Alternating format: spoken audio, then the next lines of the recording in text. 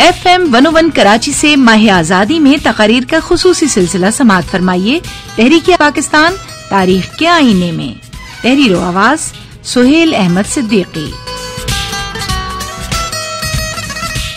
कोई इमारत ख्वाह कितनी ही मजबूत क्यों न हो, अगर उसकी मुनासिब ज़रूरी देखभाल न की जाए वो कमज़ोर पड़ जाती है। ये बात मुसलमानों के एक नहीं कई हुक्मरान ख़ानदानों पर सादिक आती है। खिलाफत राशिदा के बाद कायम होने वाली खिलाफत बनु उमैया, खिलाफत बनु अब्बास, अंदलुस में कायम खिलाफत बनु उमैया और इसके बाद की मुख्तलिफ कबाइल की हुक्मरानी, खिलाफत उस्मानिया और वस्त एशिया से बर्रे सगीर पाक व हिंद तक कायम होने वाली तमाम सल्तनतों में जवाल के असबाब कमो बेश यकसां थे। हम अपने मौजू से बराह रास्त ताल्लुक़ रखने वाले हुक्मरान ख़ानदान की सल्तनत मुग़लिया की तारीख का खुलासा करें तो अदबी ज़बान में कुछ यूं होगा कि उन्होंने इंतहाई कमाल को छुआ और फिर पाताल में धंस गए। महज 11 साल की उम्र में तख्त ताज संभाल कर अपने दुश्मनों से जंग लड़ने वाले दिलेर बादशाह ज़हीरुद्दीन मोहम्मद मिर्जा ने बाबर के नाम से शोहरत पाई। फरगाना उज़्बेकिस्तान से निकलकर काबुल, अफगानिस्तान और फिर हिंदुस्तान फतेह करके अजीम मुग़लिया सल्तनत की बुनियाद रखी। उसकी सल्तनत की हदूद हिमालय से ग्वालियर और चंदेरी तक और दूसरी तरफ बंगाल से दरियाए जेहूं वस्त एशिया तक थी।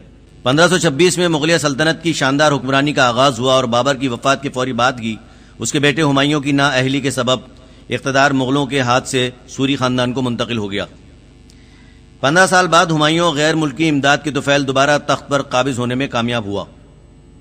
1707 में मुगल सल्तनत के आखिरी ताकतवर बादशाह औरंगजेब आलमगीर की वफात के बाद जवाल का सफर शुरू हुआ तो फिर एक के बाद एक बादशाह यूं आते जाते रहे जैसे खजा के मौसम में किसी दरख्त से पत्ते गिरते हैं।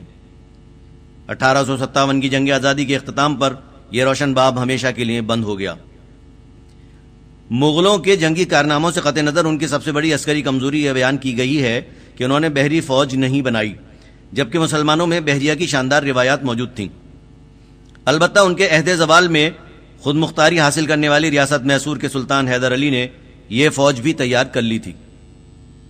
मुगलिया सल्तनत कमजोर हुई तो मुख्तलिफ सूबों और रियासतों ने बगावत करके अपना जुदागाना तशख्खुस कायम करने की कोशिश की, जिनमें हैदराबाद, दक्कन, मैसूर और बंगाला नुमायां थे। बंगाल के नवाब अली वर्दी खां असल में पहले मुगल सूबेदार यानी गवर्नर थे।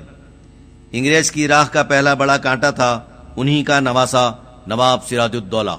नवाब अली वर्दी खां ने कई बार अंग्रेजों की तिजारती कोठियों की फसीलें और अस्करी तनसीबात ढा दी थीं। उनकी वफात के बाद अंग्रेज खुलकर सामने आ गए और बजाय उनके जानिशीन सिराजुद्दौला के दरबार में नजर पेश करने के उनके दुश्मनों के सरपरस्त बन गए। जून 1756 में नवाब सिराजुद्दौला ने कलकत्ता का बहरी मोर्चा फतेह किया और अंग्रेजों को निकाल बाहर किया।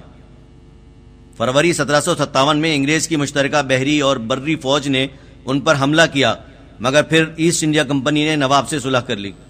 अफसोस, उसी साल 23 जून को प्लासी के मैदान में सिराजुद्दौला को अपनों की गद्दारी के सबब शिकस्त हुई और 3 जुलाई 1757 को उनकी शहादत के साथ ही बंगाल का वसी और अरीज और हसीन खित्ता फरंगियों के कब्जे में आ गया।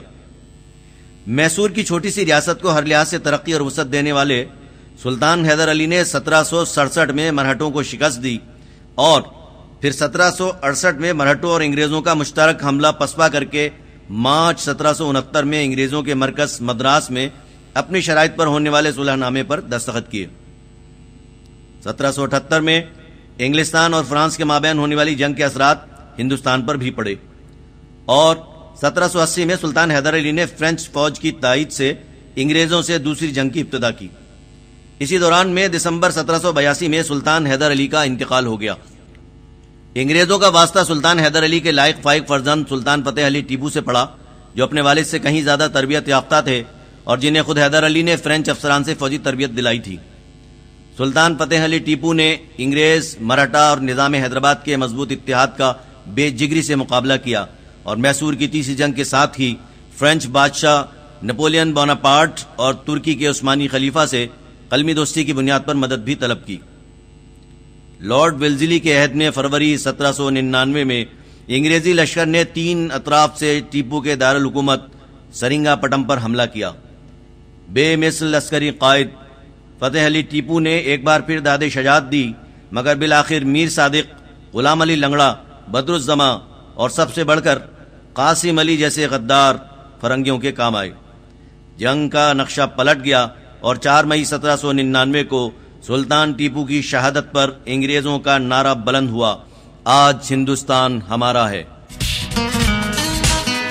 ابھی آپ تقاریر کا خصوصی سلسلہ سن رہے تھے۔ تحریک پاکستان تاریخ کے آئینے میں تحریر و آواز تھی سہیل احمد صدیقی کی، اور یہ پیشکش تھی FM 101 کراچی کی۔